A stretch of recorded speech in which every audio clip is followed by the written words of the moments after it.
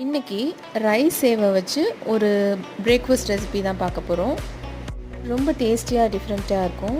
எப்படி பண்ணுறதுன்னு பார்க்கலாமா? ரைஸ் சேவை இந்த மாதிரி பேக்கெட்டில் கிடைக்கும். இதை வந்து சுடு தண்ணியில் உப்பு போட்டு ஒரு 1 மினிட் விட்டுருங்க. விட்டுட்டு தனியாக எடுத்து வச்சுருங்க. கடாயில் ஹோல் ஸ்பைசஸ், சோம்பு, வெங்காயம், இஞ்சி, கருவேப்பிலை, தக்காளி அரைச்சி ஊற்றிக்குங்க. இந்த தக்காளி நல்ல ஃப்ளேவர் கொடுக்கும். தக்காளி பச்சை வாசனை போனதும் மஞ்சள் தூள், மிளகாத்தூள், கரம் மசாலா, காஷ்மீரி சில்லி பவுடர், தேவையான அளவு உப்பு, துருவின கேரட் போட்டுக்கோங்க. இது கூட 2 முட்டையை அடித்து ஊற்றிடுங்க. எல்லாத்தையும் நல்லா சேர்த்து மிக்ஸ் பண்ணிவிட்டு நம்ம வேக வச்ச ரைஸ் சேவையை இதோடு ஆட் பண்ணிடலாம். எக்ஸ்ட்ராவாக வேறு எதுவும் ஆட் பண்ண போகிறதில்ல. இது அந்த தக்காளியோட பேஸ்ட் இருக்கு இல்லையா, அந்த ஃப்ளேவர் தான் இதோட ஃபுல்லாக சேரும். ஃபைனலாக கொத்தமல்லி தூவி இறக்கிடலாம்.